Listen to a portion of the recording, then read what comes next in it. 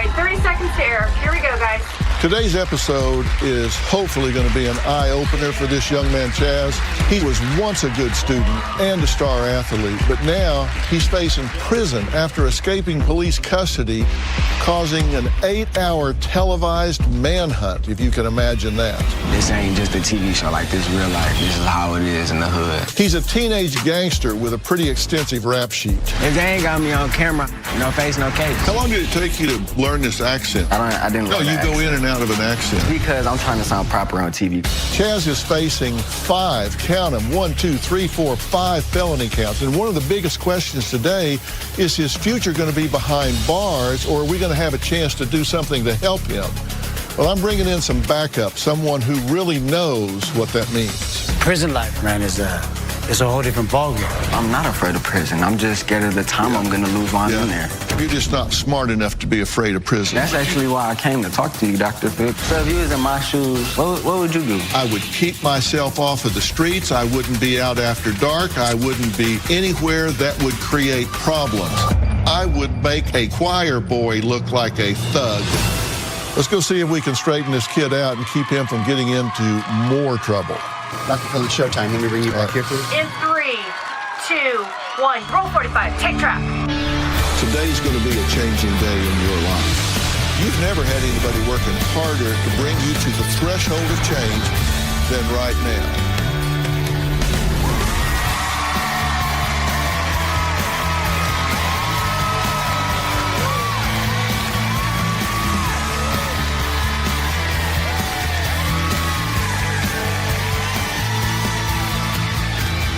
Well, 2 months ago, a teen named Chaz was the center of an intense police manhunt that made news headlines after escaping from handcuffs in the back of a police car. Take a look.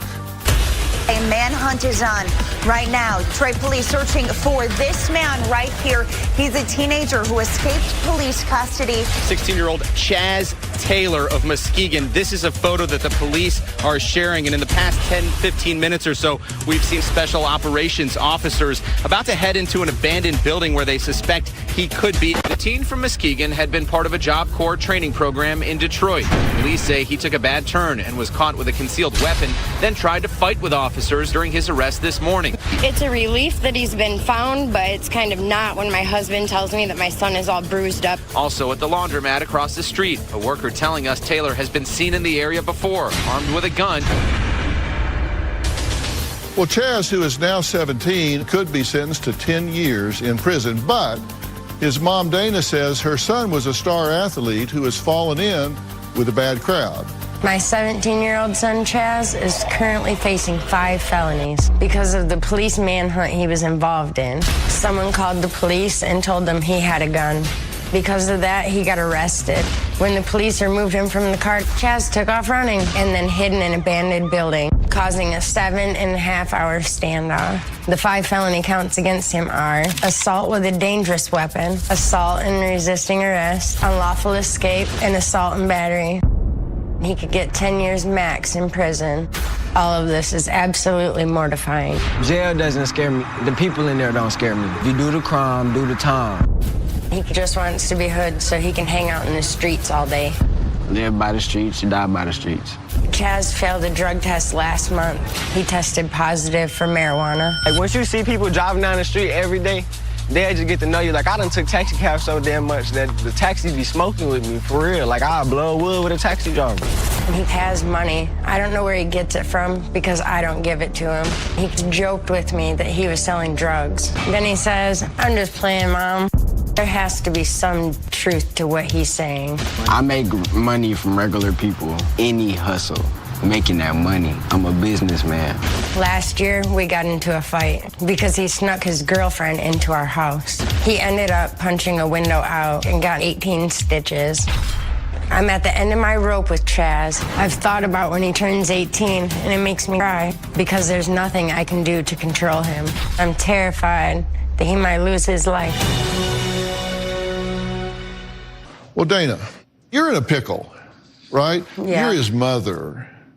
And so you're saying, this is my baby who, until a few years ago, was charming and a great kid and a good student and an athlete.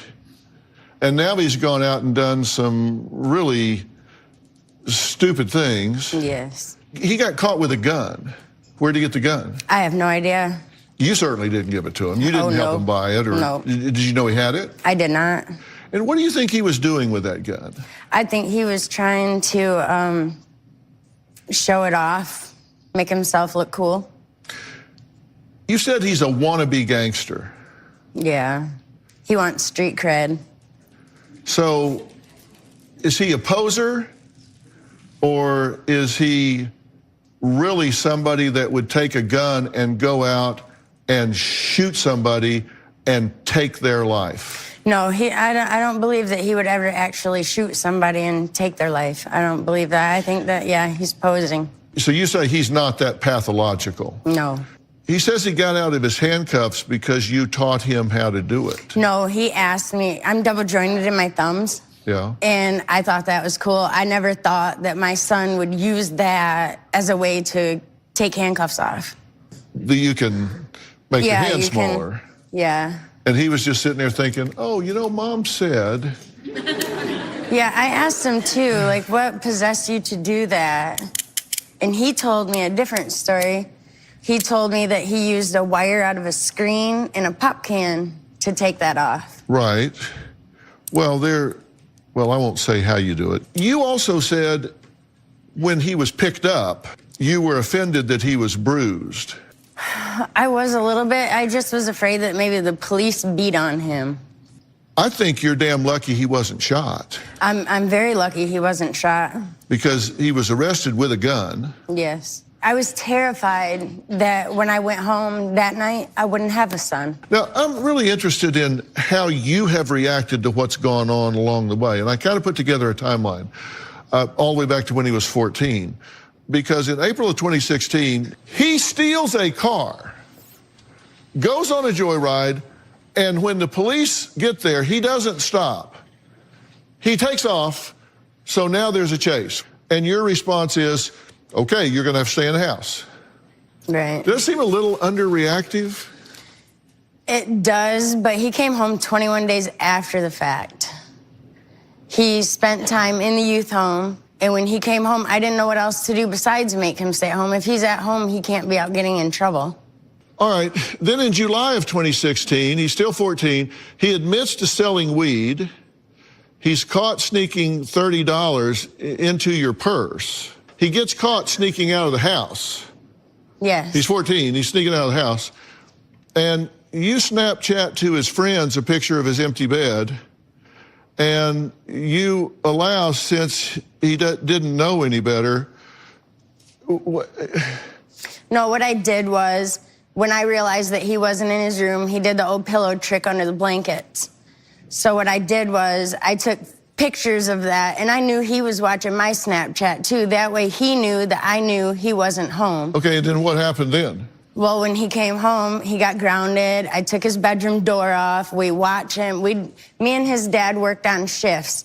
I was awake during the day with him. His dad was awake during the night to make sure that he could not get out of our house. Well, who was watching him when he brought a girl into his bedroom? He snuck her in through the basement window. Okay, the 15, he just quit school.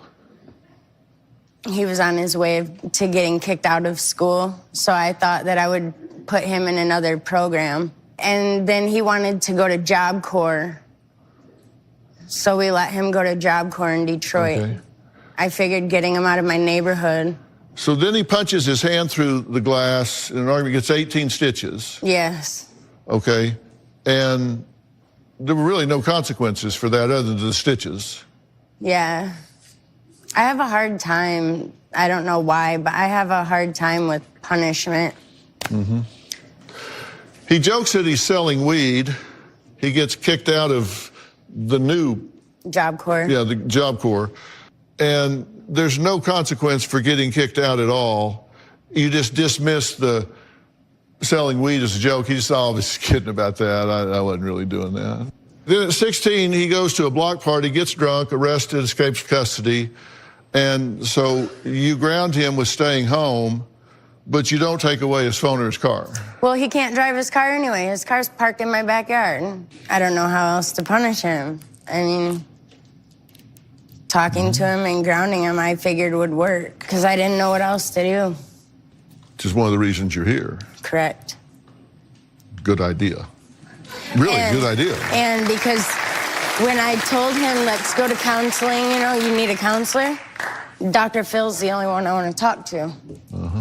He was all about Dr. Phil. He wanted to talk to you about it. Well, let's give him that chance.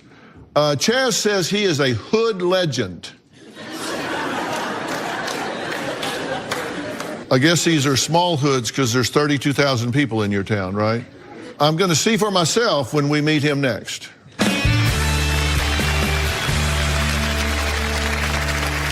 If you're doing street crime, you do street crime code. Ain't nothing fun when you broke. When you broke, that's how you get locked up. What would Dr. Phil do if he was in my shoes? This ain't just a TV show, like this real life. This is how I moved the handcuffs from behind me to in front of me, and I got out that cop car and escaped. So I took my thumb and I pulled as much as I can to the side like this until it turned, and I just did it until I heard it pop. And I moved the handcuffs as much down my wrist as I could so I could get a little bit of oil. And I went just like this. Put them in front of me. There was a fire extinguisher right here, and I pulled the handle and the whole car started filling up with smoke. I took off running towards the fence, went like this, and did like a front flip over the fence. I swear I was running like 15, 20 miles per hour. Could not catch me. Chaz says he's just hustling and doing what he has to do to get money. I may be only 17, but people know me on these streets. I don't gangbang, I'm in an organization. I do whatever I gotta do to make that money. If you ain't got street cred, nobody know you in Muskegon. I know everybody on this block, and that block.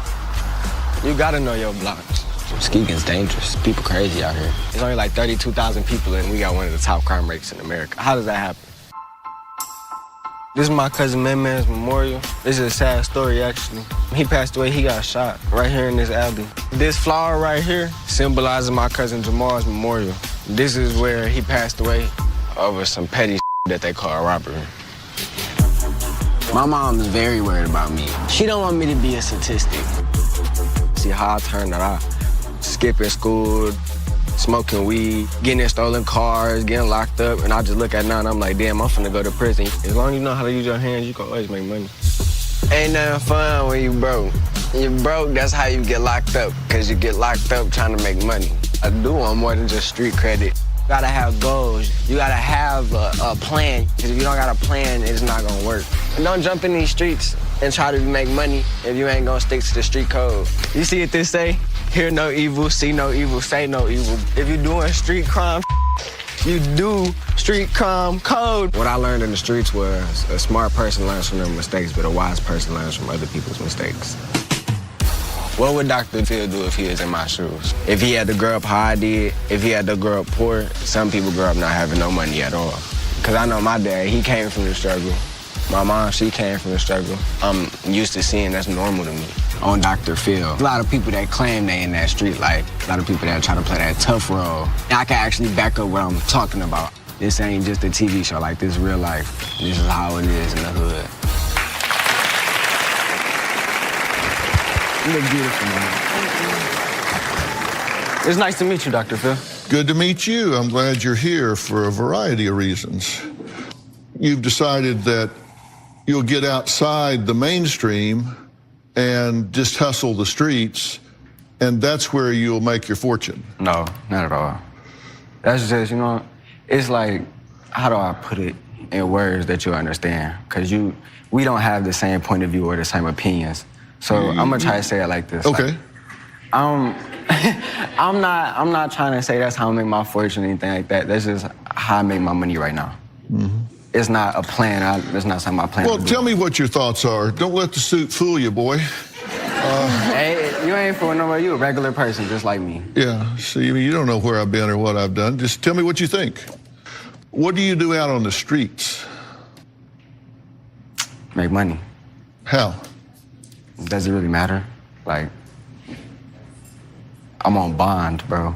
Yeah. I'm not gonna incriminate myself on TV. It's obviously something you don't want to say, so of course. Yes, it's illegal. Yeah, you can say that. You say, I don't understand. You have a whole language system that you can help me understand. I kind of made a list of your Chazisms here. Dang! Y'all really, you know what I'm saying? Like, you said, I sell motivational speaking and happiness. Oh yeah, I'm a good person. I'm like one of the best people to talk to if you need I know advice. I'm cute. Everybody knows my name. I'm legal now. I'm grown as hell. My tee-up time. Tee-up time? What's that? Tee-up time is like, you know what I'm saying? Like you about to go up. Like you about to have fun. Like, okay. You just lose all house training. Okay, I'm a goat. That's like... Greatest of all time. I'm a hood legend. Only reason I said that, I said I was a hood legend because I ran the whole 10th precinct of Detroit. And everybody talks about how tough Detroit police are. How y'all let a 16-year-old boy escape that long, though? Mm-hmm. How long did it take you to learn this accent? Accent? I didn't No, learn you the go accent. in and out of an accent. It's because I'm trying to sound proper on TV. And you have 5 felony counts against you, right? Yeah, but hopefully I can get them to drop some of them charges. Hopefully. But I don't think they will. They're going to send me to prison. Like, I got a strong feeling they're going to do that. Mm-hmm. That's actually why I came to talk to you, Dr. Phil. Like, you give really good advice. So if you was in my shoes, what would you do? That's a really good question. And I'm going to tell you exactly what I would do, because I think you're asking an honest question. I know. And so I'm going to answer it right after the break.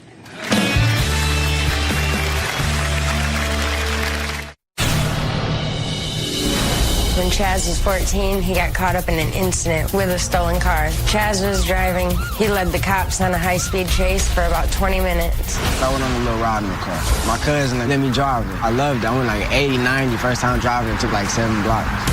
They charged me for unlawfully driving away in a motor vehicle. I ain't steal it, though. If they ain't got me on camera, no face, no case. Well, Dana says she doesn't know where her son, Chaz, is getting his stacks of money, especially when he is facing 5 felony charges for carrying a concealed weapon, assault with a dangerous weapon, assaulting a police officer, escape from lawful custody, and assault and battery. Now, Chaz asked me before the break what I would do if I had 5 felony charges against me. The first thing I would do is understand that there are certain expectations of me as a young man. And I would do everything I could do to project 2 things: remorse and a new path. You see where I'm at, though. No, listen to me. You asked the question, hear the answer. Okay. I wouldn't be cavalier about it. I wouldn't be smug about it. I wouldn't be doing rhymes like no face, no case. I wouldn't be saying things like, I'm not afraid of prison. I mean, I'm not afraid of prison. I'm just scared of the time I'm gonna lose while I'm in there. You're just not smart enough to be afraid of prison. You see, I'm very intelligent. No, I know you are. I'm very smart. I'm a very smart young man. No, I think your raw intellect is really very good. Prison, Dr. Phil? Do you know what it's actually like in there? Have you ever been locked up? Have I ever been in prison? Have you ever been locked up at all? No. Have you ever been detained? No. Okay, you don't know what it's like in there. Yeah, let me tell you, I've spent more time in prison than you have spent in school. That's a lie. I would, number one, have my butt back in school tomorrow morning. You see, but I actually am enrolled in school. No, you have to listen to me. I would have myself back in school tomorrow morning. I wouldn't be enrolled, I would be there. And I would be a model student. I would be doing everything I could possibly do to demonstrate to a judge that if you take me out and put me behind bars, you are disrupting momentum that I have created a positive way in life. I would be looking at everything I could do to demonstrate remorse. I would be looking at everything I could do to volunteer with kids. I would be looking at everything I could do to create a positive impact on my community. I would be living at home with respect. I would be mowing the yard. I would be out planting flowers in the flower bed. I would be going to school in the morning. I would be staying there and pounding erasers at the end of the day.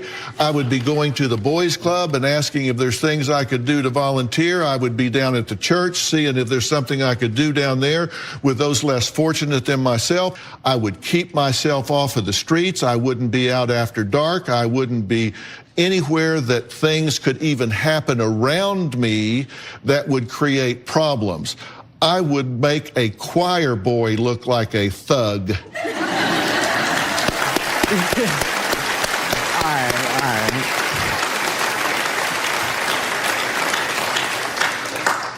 And I tell you that because I have spent most of my professional career as a litigation consultant, and I was trained as a forensic psychologist, and I have made recommendations to the court about what they should do with people exactly like you, and that's exactly what I look for, and that's exactly what I base my recommendations on, and that's exactly what's going to happen to you.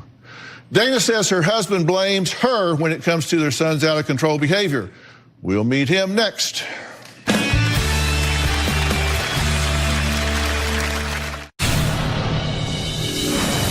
My husband and I argue a lot over Chaz. He thinks our son needs stronger discipline. Dana feels guilty for punishing Chaz. She always lets him off the hook for everything he does. I'm way too easy on Chaz. I don't want to take anything away from him. I feel like if I take from him, he's just going to take from other people. I just walk away. There is no point trying to get through to Dana because she's going to win. How do you control a kid when you're not allowed to? Well, Chaz's father, Chaz Sr., says that he's tried to discipline their son, but his wife always puts a stop to it. What do you think about the advice that I'm giving your son? I think it's correct. I think he needs to be punished. You just can't run around the streets doing what you want. And like I tell him all the time, you know what I'm saying? You might have a little respect on the streets right now because of the kids these days. To me, all these little gangsters going around, they all soft. They don't know what hard is. And like I told him, one day when you turn 18, I'm going to show you what hard is. If I don't, the government will. We have a criminal defense attorney here, former district attorney Mark Davis, and he says jail damn sure should scare Chaz. He just asked me a question in earnest about what I would do if I were him. What do you think of my answer, Mark? That was excellent. It was excellent. When you're dealing in the criminal court, you have to understand what the process is. The first thing the prosecutors want to know is, what's the history of your client?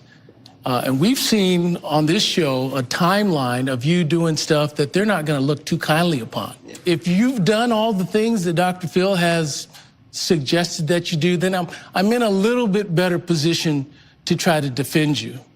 But if you can't do that, if you look like you show no remorse, if you look like you want to be the tough guy, if you look like you want to have street cred, you're going to be in a world of hurt. I feel bad for your mom about what's going to happen to you.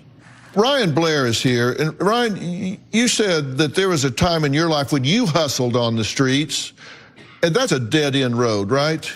Yeah, you know, Chaz, you have a lot of potential. You got a big heart. You got a charm to you. There's something about you that you can actually take this pain that you're in, this pain that you put your family in, and you can turn it into something much bigger than the little game that you're playing right now. So I've been able to start businesses and generate hundreds of millions of dollars in success because I channeled that thing that made me different, that thing that made me stand out, into something very special. And I turned myself into a legal entrepreneur from an illegal entrepreneur. If you could do it illegally, you could do it legally. And it's a lot easier to do it legally than illegally. I understand that. Completely. 100%. I understand that. I have a question though. Why were you hustling? I was poor. I wanted to make money. I lived on the streets. I was in and out of juvenile hall. Same thing that you're doing. What made you change? Like one day, you just woke up and was like, I don't want to do this no more? Or you just smoked? You know what made me change? Is I had a moment like you should be having right now. He went from the streets to a successful entrepreneur. He has written a best-selling book. called Nothing to Lose, Everything to Gain, how I went from gang member to multimillionaire entrepreneur. And he absolutely has done what it takes to turn it around. You asked the question. You can read the book. I said, read the book. You don't represent on camera, okay? Yeah, exactly. That's smart. Chaz says jail doesn't scare him. Well, maybe he'll change his mind after he meets my next guest. We'll be right back.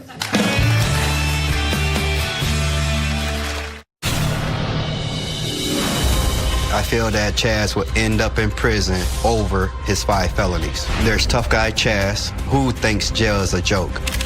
Then there's the child Chaz, who doesn't understand what jail really is. Jail doesn't scare me in the slightest. Losing my freedom still.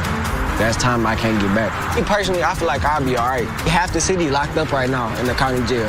So you gonna send me to prison with my friends that got locked up for doing bad stuff, and you gonna keep me in there with all of them? I'm gonna get out probably 10 times worse. I'm gonna be real with y'all. If I go to prison, you always got that number on your back. That ain't never coming off. My next guest, Joseph, is a former Los Angeles gang member and says he has a few words for Chaz. I've known Joseph for a good while now, and his son Joey is here with him. And I find that interesting because you're here, your dad's here. Joseph, we've talked about this already, and he's playing at this life. You've lived this life. What do you want to say to him? You know, prison life, man, is a whole different ballgame. You know, you're half white and you're half black, correct? Yes, sir. So when you hit the state, you're gonna choose one. Oh, yeah, I know. Which side are you gonna choose? Neither. I'm choosing mulatto. You have no choice. You're gonna run with the blacks or the whites. You have no choice. So if you choose the blacks, the whites are always gonna hate you. If you choose the whites, the blacks are always gonna hate you. And that may not be in your chest, but it's outside of your realm now because you're put in their world. And then you have to do, excuse my language, you have to do things that you may not want to do. You're a good-looking dude. I love women, but you're a good-looking dude. And let me tell you, going to the joint is nothing nice. And you seem like you got a great heart, man. You got some charisma. Like my man's over here said, you got beautiful charisma. And that's with all due respect. And you a track star, bro? Like you 17, you were faced with 5 felonies. You gonna do prison time. I hope you don't. But you're gonna do prison time. But until you find it in you to live for something, your mom, you love your mom. I heard you have a little brother, right? Of course. This is my son, 21. I was gone the first almost 6 years of his life, man. He just graduated college, only because he gave me a purpose to live. When I came home from prison, I left them. They wanted to kill me because I betrayed the ones that I loved the most. But I had a purpose now, my son. And it's hard to stand on your own, but it's a beautiful thing when you actually stand on your own and you find that self-worth, because ain't nothing outside can touch you anymore. Joey, he's turned this around, right? I mean, you've watched it since he's come back and actually made a different path in his life, right? Oh, yeah, like 100%. Just seeing, I mean, I was 5'6" when he got out of jail. So just seeing how he's grown from then to now is amazing. He's a completely different person. And you're the first in this family line to break the cycle. Yes. You didn't go the gang route. You're the first in this family to break that family legacy.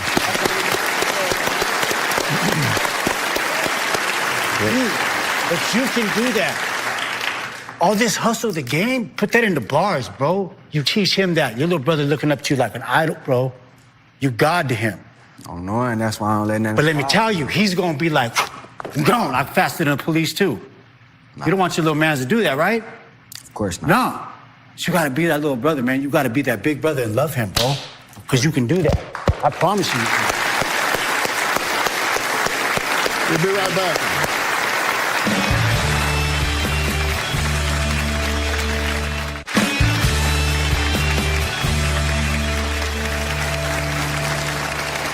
I'm back, and we're talking to Chaz and his family, and he's facing 5 felony charges. This is pathological behavior. This is something that is really not healthy. And I've brought somebody here today, and this isn't someplace that I'm sending you because you're not even eligible to do it. But this is Dr. Kaligi right here. Raise your hand. Now, I asked Dr. Kaligi to come here because he is the founder of Creative Care, And it is a family-owned and operated residential treatment facility, and they have lots of different arms to this treatment facility. And Dr. Kaligi, isn't it true that if you get into pathological behavior like this and you assume a role at a young age, and it is perpetuated and allowed to perpetuate by parents, this gets so ingrained in your personality that it turns into and can turn into a mental illness, whether it's a personality disorder like antisocial personality or whatever. This actually becomes so toxic that it becomes a mental illness.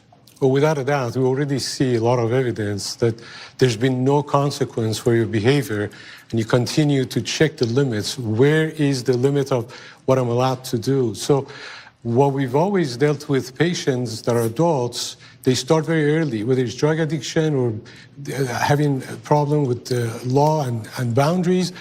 This doesn't get any better until you have a very serious consequence. You can actually turn this around if you will do it. And I will get you help in doing that. I'm going to get you a coach to help you do that, but you've got to be willing to lean into it. I appreciate you a Okay. lot. I want to thank my guests today. A special thanks to attorney Mark Davis. A special thanks to Ryan Blair. Thank you so much. And the founder and executive director of Creative Care, Dr. Kaligi. Thank you so much. Of course. Thanks to Joseph and his son Joey. Thank you guys for being here.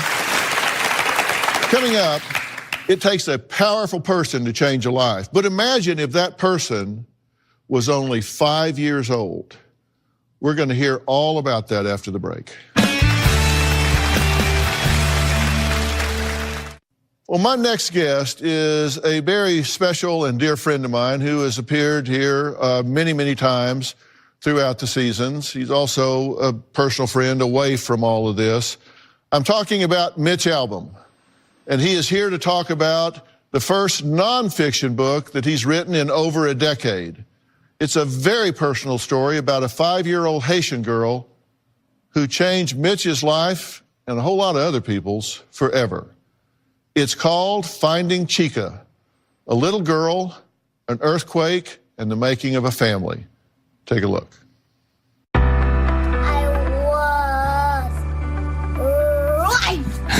Chica was basically our daughter. She was a doll. She was bossy. You should go to bed right now. She was independent and she was fiery. That's a grown-up toothpaste. I don't care. And I don't look at it as we lost a child. I look at it as we were given one. I understand this. Joining me is best-selling author Mitch Albom. So thank you for being here. Phil. Tell the viewers about Chica and how she came into your life and just all about Chica. Well, ever since the earthquake in Haiti in 2010, I went to Haiti a couple weeks afterwards, got involved with an orphanage there, and in one of those moments where you don't know what you're saying, said, I think I can operate this place if you want me to. And they said, great. Chica was born 3 days before that earthquake. She was brought to us when her mother passed away. And then when she was 5 years old, I got a call from our director saying there's something the matter with Chica. Her face is drooping. And sure enough, we found out that, as they told us in Haiti, she has something on her brain. It's very big, and whatever it is, there's no one in Haiti who can help her. And so we brought her to America, hoping that American medicine would be able to, fix whatever this was. And she'd be back in a couple months. And she never went back. She stayed with us for 2 years as we tried to find a cure for DIPG, which is uncurable. You said one of the biggest lessons that you learned is that you didn't lose a child, that you gained one. What do you mean by that?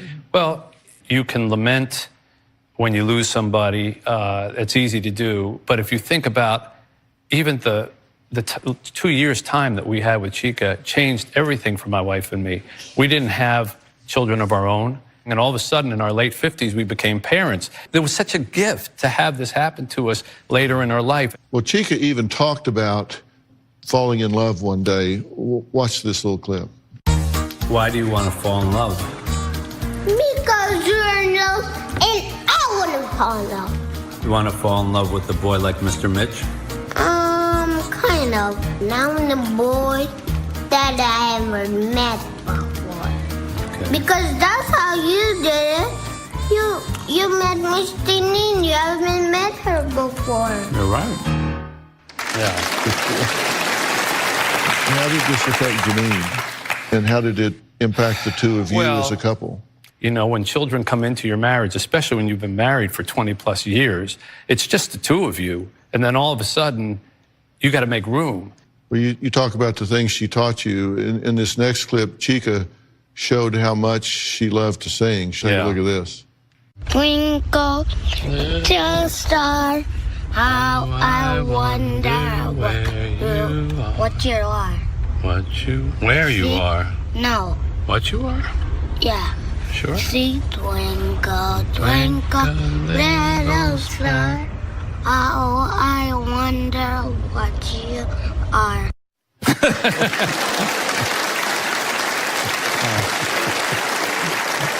It's a bit like Sonny and Cher, isn't it? Yeah, a little bit. And even, honestly, even towards the end when she couldn't walk anymore and I had to carry her from place to place, and I mean everywhere, from the bed to the bathroom and everywhere. And we were sitting coloring one day and I looked at my watch, I realized I was late for work, and I popped up and said, Chica, I gotta go. She said, no, stay and color. I said, Chica, I have to work. She said, Mr. Mitch, I have to play. And I said, I know, Chica, but this is my job. And she said, no, it's not. Your job is carrying me. And, you know, after I laughed, I realized, wow, is that a brilliant statement? Because that's exactly what my job was, to carry her. And really, my life is now going to be carrying children. I'm at that orphanage every single month.